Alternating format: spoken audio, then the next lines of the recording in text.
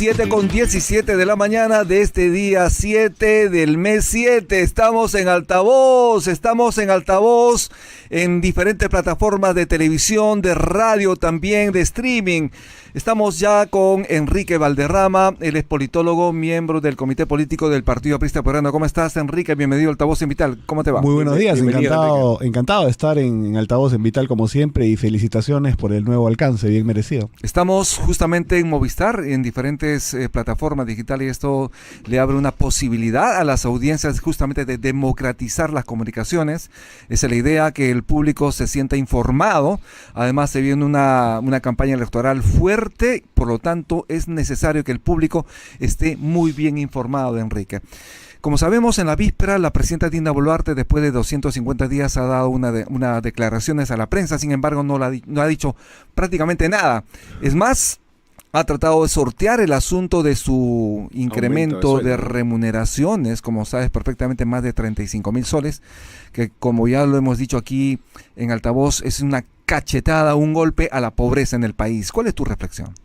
Bueno, en principio que la argumentación de homologar o de equilibrar el sueldo de la presidenta respecto a los demás presidentes en América Latina es una falacia, puesto que si vamos a comparar los estándares deberíamos empezar por comparar el sueldo mínimo, por ejemplo, que es un asunto que no se ha actualizado de una manera adecuada desde mi punto de vista, y evidentemente resulta inmoral que la presidenta gane 32 veces el sueldo mínimo.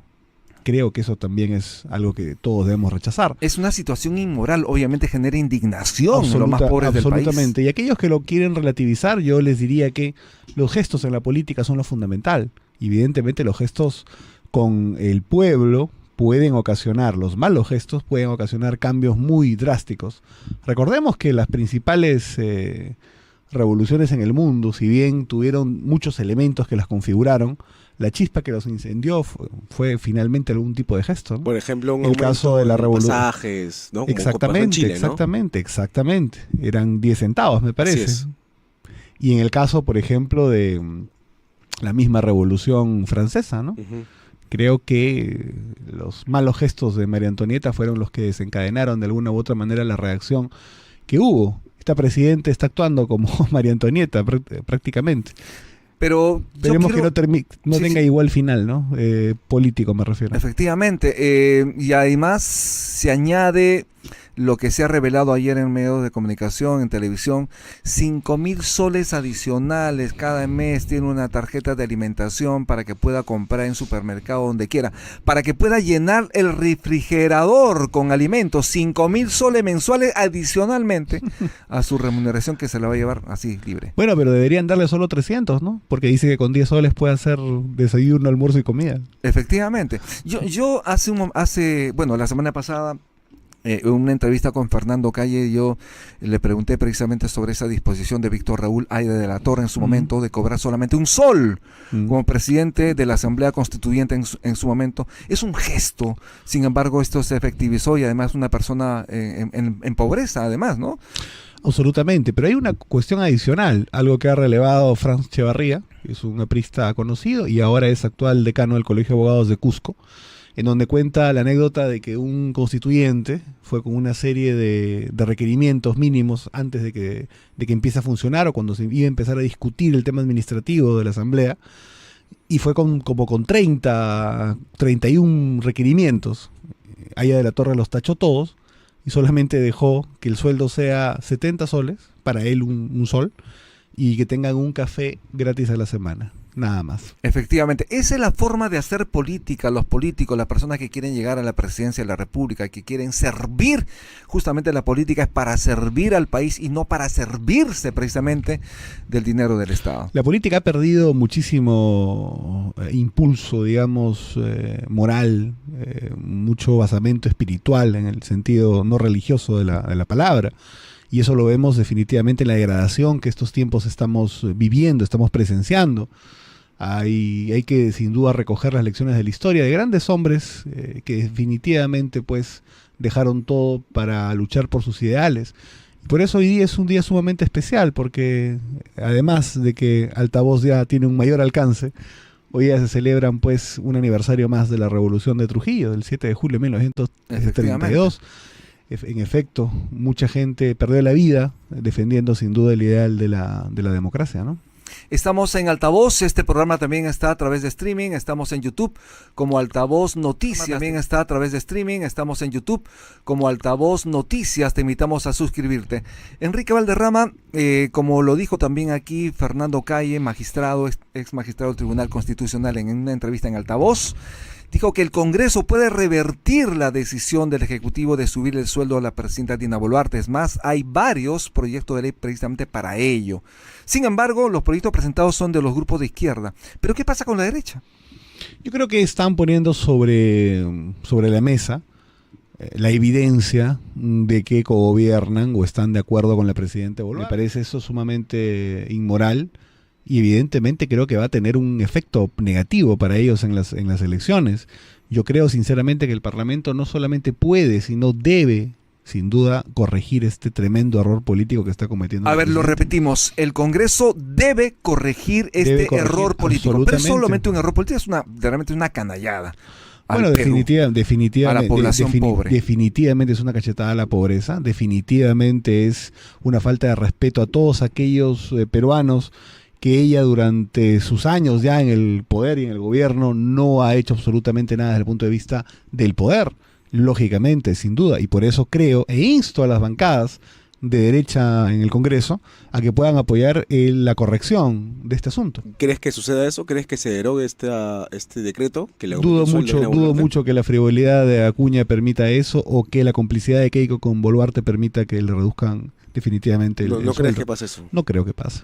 Sin embargo, la indignación crece, obviamente, como tú lo señalaste un momento más, esta indignación puede generar, digamos, otras reacciones del público, de las audiencias en el país. Y lo que más me preocupa es que la reacción no termine siendo una reacción, digamos, de calle, sino termine siendo una reacción en las urnas. Un voto por y evidentemente, aquel que pueda plantar sobre la mesa el hecho, aunque parece que aún no emerge una figura con ese discurso, digamos, radical, pero podría emerger o podría virar de discurso y definitivamente, pues, es caldo de cultivo, torpezas como la que se están cometiendo, de derecha, ¿no? Solo sostienen a Dina Boluarte, sino que la blindan, a tu juicio.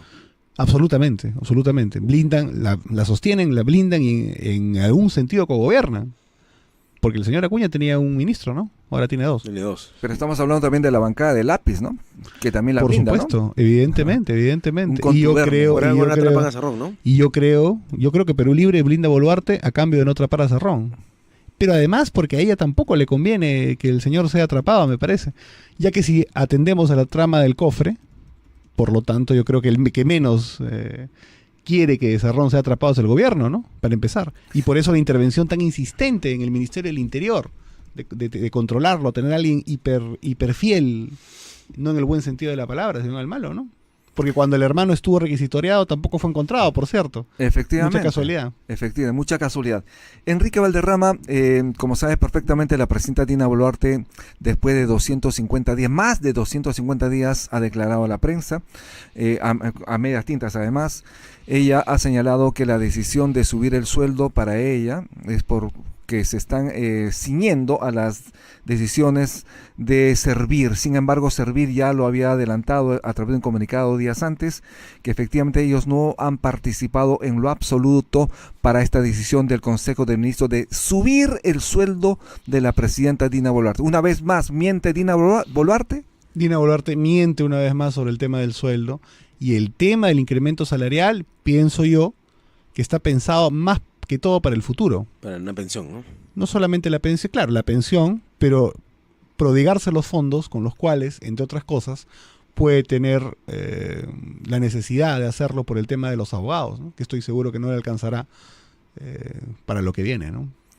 Sin embargo, como sabes perfectamente, y también Fernando Cayo lo adelantó, lo señaló aquí, funcionarios públicos son, cuando tienen procesos judiciales, el Estado peruano, es decir, todos los peruanos le estamos pagando los bufetes de abogados. Esto es una situación que debe corregirse. No va a alcanzar. No le va a alcanzar. En el caso de ella, no le va a alcanzar. Van a lloverle de tal cantidad de procesos que va a necesitar ayuda externa. Y eso implica mucho dinero. Yo creo que la decisión es parte por eso. Sabe que se vienen tiempos difíciles. Y obviamente está tomando esa decisión motivada por esos tiempos difíciles, vientos fiscales y judiciales muy complejos. Amén de que el próximo Parlamento, te garantizo, que va a votar por un antejuicio, en el antejuicio como por un tubo, ¿ah? Yo no creo que ella vaya a tener muchos aliados. Por lo tanto, debe estar sumamente desesperada. Y coincido con el doctor Calle que hay que eliminar ese privilegio de pagarle los abogados. Que sea con la suya y si no, pues con un abogado oficio, que no tiene, ¿no? Pero que salga del dinero de los peruanos, imagínate. Y que en todo caso, si es declarado inocente, digamos, la parte encausante, como corresponde en un juicio, tendrá que pagar los costos y costas del proceso si es inocente, ¿no? Efectivamente. Estamos en Altavoz, estamos también en Vital, estamos en todas las plataformas digitales, estamos en Movistar, en televisión y en radio. Los invitamos a suscribirse también a nuestro canal de YouTube como Altavoz Noticias. Vamos a hacer una breve pausa en Altavoz y regresamos de inmediato. Estamos conversando con Enrique Valderrama, politólogo, miembro del Comité Político del Partido Aprista Peruano. Ya regresamos.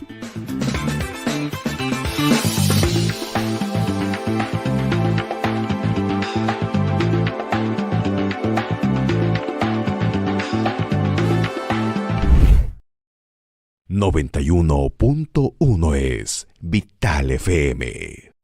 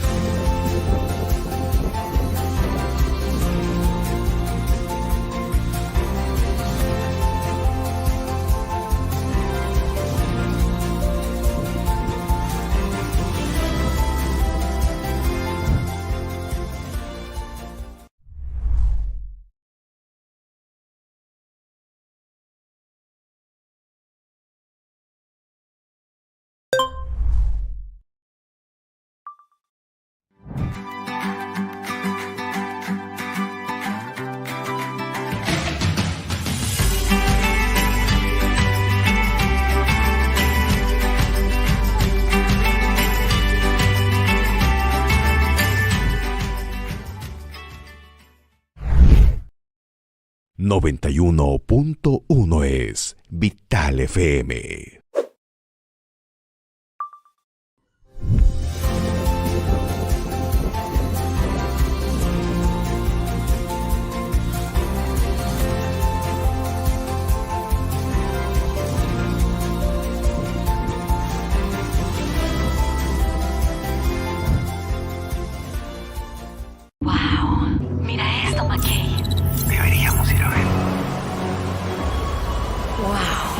Cada vez que veas algo sobre el Perú, tendrás un wow, wow Perú.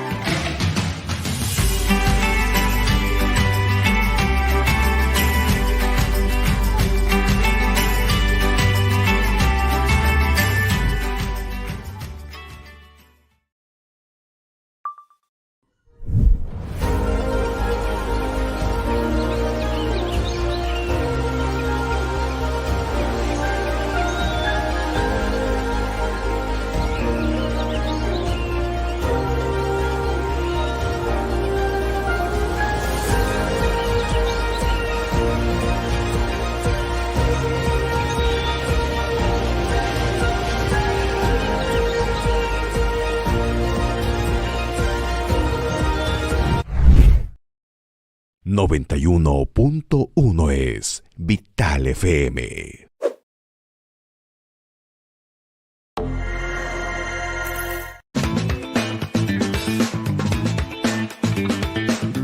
7:31 de la mañana, estamos de regreso en Altavoz, estamos en Vital, también en Tribu Televisión y en Movistar. Estamos conversando con Enrique Valderrama, politólogo, miembro del Comité Político del Partido Aprista Peruano. ¿Cómo crees tú que viajas tanto, estás en diferentes zonas del país? ¿Cómo crees que las madres de casa, los comedores populares, los comités de vaso de leche, las ollitas comunes están tomando esta decisión de incremento del sueldo de la presidenta Dina Boluarte? Y además, esta tarjeta de alimentación por 5,000 soles mensuales. ¿Cómo crees tú que las personas, tomando obviamente el sentir popular, están recogiendo esta noticia? Bueno, hay una indignación colectiva, porque lógicamente mientras el Perú popular sufre muchísimo para llegar a fin de mes, y no te hablo necesariamente de los sectores de IE, sino incluso la clase media, que está ahogada en deudas con las tarjetas de crédito, que ve cómo los servicios cada vez suben más, por ejemplo la luz, etcétera, y aún peor todavía aquellos sectores definitivamente que están en el límite de la pobreza o en la pobreza, que no encuentran trabajo, que tienen trabajo ocasional únicamente, que son mal pagados, pueden ver lógicamente en la actitud de la presidenta pues una traición de las más viles. Y esto creo que ya incluso se empieza a reflejar, porque CIT acaba de publicar una encuesta el día de ayer, en donde la aprobación de la presidenta de la República es de 1.8%. No es nada, porque imagínate con el rango de error.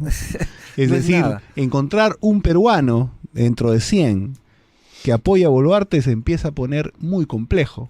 Prácticamente esta presidenta no tiene base social alguna. Esto no le ocurrió ni siquiera a Toledo. Recuerda que en el peor momento estuvo en 6%, 5%. Efectivamente. No bajó de ese punto que ya todo el mundo, digamos, se puso temeroso en aquel momento. Y en ese momento, ¿no? A Toledo remecieron estas cifras, obviamente, lo sacudió y tuvo que tomar decisiones estratégicas en cambio de ministro. Pero a la presidenta no pasa nada con ella. Es más, dice, pongan mesero, dijo. Y no vamos a penales. No le interesa. Ella siente, y creo que esto es responsabilidad de la derecha, ella siente que es imprescindible, porque piensa que ella es el tapón ante alguna adversidad mayúscula en el Perú. Y sectores de la derecha creen eso, definitivamente. Cuando hablábamos en algún momento de la posibilidad hoy día negada ya de la vacancia, porque no va a haber vacancia, decían que era un asunto catastrófico prácticamente para el país, cuando en realidad hubiera sido un sinceramiento. Exacto. Hubiera entrado APP, Acuña, directamente a gobernar, como lo está haciendo ahora. Solamente que sin la mascarada ya de esta presidente títere, que no hace absolutamente nada, que prometió cambiar y transformar el país y solamente se ha transformado el rostro, y que miente sistemáticamente. Por lo tanto, creo que si bien Boluarte está instalada, comete errores e insulta al país, fundamentalmente, también es responsabilidad de este Parlamento, que la blinda, y de ciertos sectores fuera del Parlamento de la derecha, que la creen imprescindible para la estabilidad nacional, cuando en realidad están sembrando una tempestad mayor que se va a expresar en abril del 2026, frente a la cual los demócratas y los partidos históricos vamos a tener que pelear en la cancha. ¿No crees que, por ejemplo, que Fuerza Popular tenga, o mejor dicho, que le perjudique este cogobierno? Absolutamente. A Keiko Fujimori le va a perjudicar encuestas, ¿no? Su alianza. Sí, claro, pero las lideraba hace algunos años con 30, 35%, y hoy día las lidera con 6%. Hay una gran diferencia. Y además, siempre el que lidera la elección faltando un año nunca es presidente. Por cierto, yo creo que en los sectores del norte del país, con un importante predicamento de Fuerza Popular y con un gran predicamento de Alianza para el Progreso en el pasado reciente, definitivamente van a ver sus cifras de apoyo reducidas. Y creo que con justicia, porque en el norte, además de la parálisis económica que se vive en todo el país, lógicamente se vive una crisis de inseguridad tremenda. En La Libertad, donde gobierna el señor Acuña, por ejemplo, está el caso de Patás, están las extorsiones. Y ya no hablo ni siquiera de la extorsión a la mediana empresa o a la gran empresa, hablo de bodegueros, hablo de parceleros de menos de 5 hectáreas. Esa gente es la que está siendo extorsionada por culpa de la señora Boluarte y su aliado Acuña, que gobierna justamente esa región. Por lo tanto, creo que definitivamente a tu pregunta, que el año 2026 él y también Keiko Fujimori van a ver reducidas sus posibilidades por esta alianza inmoral que tienen con la presidenta. No solo se trata del hambre, no solo se trata de la situación de pobreza, también la inseguridad que genera obviamente que las empresas populares, estamos hablando de las MIPES, empresas populares, no puedan hacer su trabajo bien, además tengan miedo, tengan terror de invertir y generar más empleos. ¿Cómo revertir esto? Por eso creo importante y fundamental fijarnos en dos dimensiones, que es la que nosotros estamos construyendo con lo que hemos denominado la agenda social y el compromiso Perú 2026-2031, desde la corriente de renovación del APRA. Hay dos asuntos fundamentales, la seguridad y evidentemente la generación de empleo, y también lógicamente una agenda social relacionada con los servicios, hablando lógicamente del tema de salud pública, por ejemplo, hablando lógicamente del tema de educación. Y yo creo que el desarrollo de estas ideas fuerza tiene que ser sin duda técnicamente sustentado. Nuestra diferencia con la izquierda marxista, entre otras grandes cosas, es que quizás diagnosticamos las mismas dimensiones de los problemas. Hay un problema con el agro, hay un problema con la salud pública, hay un problema con el costo del crédito financiero, por ejemplo. En fin, ¿cuál es la solución? Nosotros planteamos una solución técnicamente estudiada. Ellos únicamente se quedan en la queja o en decir que si hay un problema con los bancos hay que quemarlos, por ejemplo, ¿no? O si hay un problema con determinadas circunstancias, como las AFPs, hay que traerse abajo totalmente el esquema previsional, que creo yo sí que hay que reformarlo de una manera profunda. Nosotros traemos una propuesta técnica y evidentemente vamos a presentar parte de esta. El miércoles 23 de julio vamos a presentar 35 técnicos en San Juan del Lurigancho. Lo repites, el miércoles 23 de julio usted presenta la agenda social en San Juan del Lurigancho. Así es, pero fundamentalmente parte inicial de los líderes de equipo de la agenda social, de la propuesta de renovación técnicamente estudiada. Algunos de ellos van a ser ex viceministros incluso, o directores de algunos espacios, exdirectores de algunos espacios ministeriales, por ejemplo, con amplia experiencia, como repito, en salud pública, en seguridad ciudadana, en el tema de descentralización, en el tema educativo, en el tema anticorrupción, incluso en el tema internacional. Yo creo que esto va a ser un aporte muy importante para el debate de la interna del APRA, pero sobre todo para el debate fuera, porque lo que estoy viendo es que más allá, digamos, de los partidos históricos, incluido alguno de ellos, pero digamos, más allá de los partidos históricos, no veo que en el debate público se centren ideas, sinceramente. Es muy importante mostrar los equipos, ¿no? ¿Y puedes adelantarnos algunos nombres? Yo preferiría todavía esperar, pero digamos, dentro del punto de vista de la gente nueva, en todo caso, podríamos hablar claramente del tema, por ejemplo, ya que se habla muchísimo del tema mujer, está la doctora historiadora María Valdivia. El tema infraestructura está el arquitecto Luis Canepa. En el tema económico está César Peirano, el economista César Peirano. En el tema de salud pública, o parte de ella por lo menos, están los doctores Elsa Mantilla y José Calderón. José Calderón ha sido viceministro de Salud. En el tema internacional está el ex embajador Gustavo Otero. Y en fin, tenemos 35 a 40 que vamos a presentar ese día. Enrique, al maestro con cariño. Ayer fue el Día del Maestro, el Día del Profesor. Un saludo desde altavoz a los profesores en el país y en el mundo. Yo recuerdo a mi primera profesora en transición inicial, en primaria, Tula Oroz de Sánchez, luego en Lima a mi profesora querida Elsa Briceño de Gordillo, y luego a mi profesora en la universidad, muy querido también, Pechito Gustavo Córdoba Valenzuela, Universidad Nacional Federico Villarreal. ¿Cuál es tu visión respecto al magisterio peruano? ¿Qué contempla la agenda social para el magisterio peruano? Pechito Córdoba, un gran aprista. Él ha sido mi profesor, es mi profesor en la Universidad Nacional Federico Villarreal. Alan García, me habló de él. Lo recuerdo, sí, un gran compañero. Bueno, mira, en principio yo creo que el tema educativo tiene varias dimensiones. Una de ellas tiene que ser sin duda la agenda social del magisterio, que es algo fundamental. Y esto pasa por dos dimensiones. La primera tiene que ser que tenemos que entrar en un consenso para el retorno, sin duda, de la meritocracia en el tema educativo. Eso es fundamental. No vamos a poder ir hacia ningún avance social si no podemos entender que se necesita meritocracia en el tema magisterial. Y sin duda hay unas cosas importantes y fundamentales.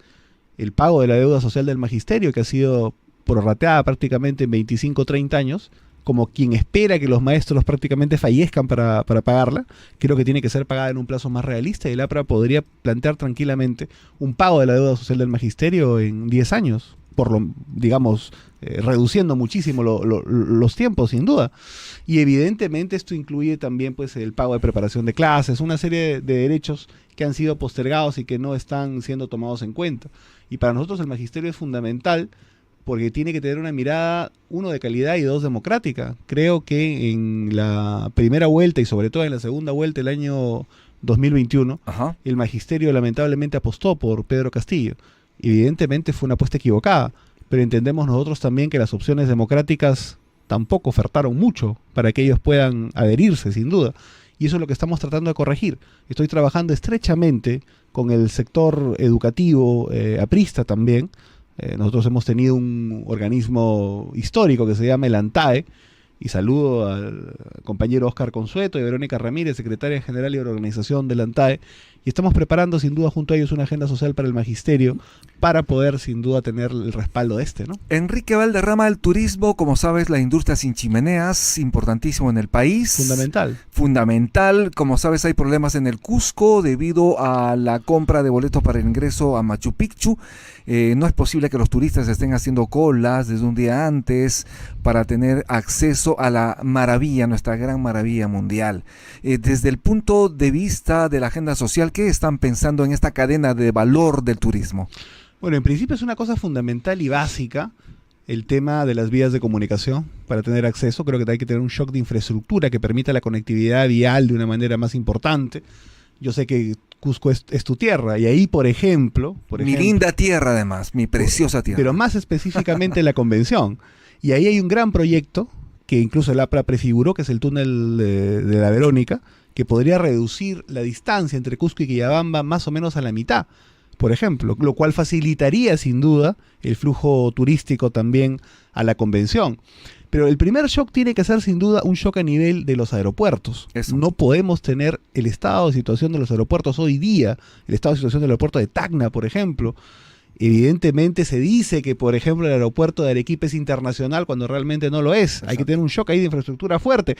El aeropuerto de Andahuayla se sigue cerrado hasta el día de hoy. Exacto. Y yo creo que definitivamente tiene que reabrirse. Un shock alrededor de inversión del tema de los aeropuertos en el país, las vías de comunicación y la facilidad de inversión, sin duda. Así es. Tú sabes que el sector del turismo no se recupera en sus índices económicos desde la prepandemia.